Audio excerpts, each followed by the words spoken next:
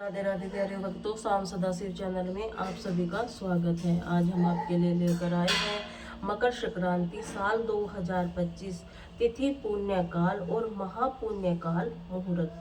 सूर्य देव का मानकर संक्रांति पूर्व महान दान तप धर्म के पाए शुभ वरदान। तिल गुड़ की मिठास संग रिश्तों का है मेल, सूर्य रथ संग चल पड़े जीवन का यह खेल। आप सभी मकर संक्रांति पर्व की हार्दिक शुभकामनाएं। मकर संक्रांति पर्व भारतीय संस्कृति का एक अनमोल पर्व है जो हमें सूर्य उपासना, दान, पुण्य, आपसी प्रेम का संदेश देता है। और यह पर्व न केवल सूर्य देवता के उत्तरायण गमन का पर्व है बल्कि ऋतु परिवर्तन का संकेत भी देता है। धार्मिक मान्यताओं के अनुसार मकर संक्रांति के दिन सूर्य देव अपने रथ से गधों से निकालकर 7 घोड़ों पर और फिर से सवार हो जाते हैं, फिर अपनी सहायता से चारों दिशाओं में घूमते हैं। उन दौरान सूर्य नारायण भगवान की पूजा का विशेष महत्व होता है। ऐसी भी मान्यता है कि मकर संक्रांति के दिन सूर्य देव अपने पुत्र शनि से मिलने उनके घर जाते हैं। दरअसल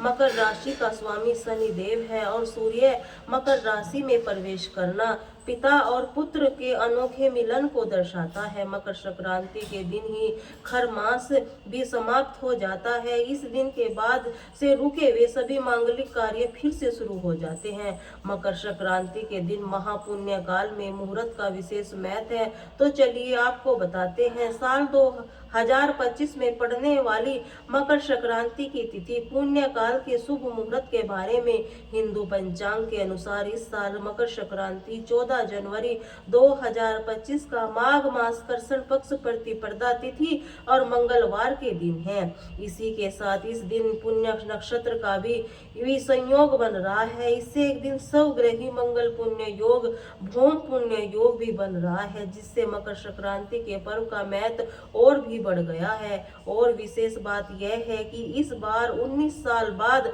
दुर्लभ संयोग पुण्य से मकर संक्रांति का आसमान लाल होने वाला है। ज्योतिषी मान्यताओं के अनुसार इस दिन विकास संबंधी कार्य, खरीदारी से उन्नति, और जबकि दान पुण्य आध्यात्मिक कार्यों अक्षय पुण्य काल की प्राप्ति होगी। जिस तरह से अक्षय तृतीया के दिन कुछ शुभ वस्तु भी खरीदी करने का अक्षय पुण्य मिलता है, उसी प्रकार का पुण्य इस बार मकर संक्रांति के अवसर पर ही मिलने वाला है। इस बार मकर संक्रांति के दिन सूर्य नारायण मकर राशि में सुबह 8:04 पर प्रवेश करेंगे। मकर संक्रांति के दिन पवित्र नदी में स्नान करने के बाद दान दिया जाता है। इस बार गंगा स्नान दान का शुभ मुहूर्त सुबह 9:03 से लेकर शाम 5:46 तक रहने वाला है। यानी कि मकर संक्रांति का दिन पुण्य काल का सुबह 9:03 से शाम 5:06 तक रहेगा।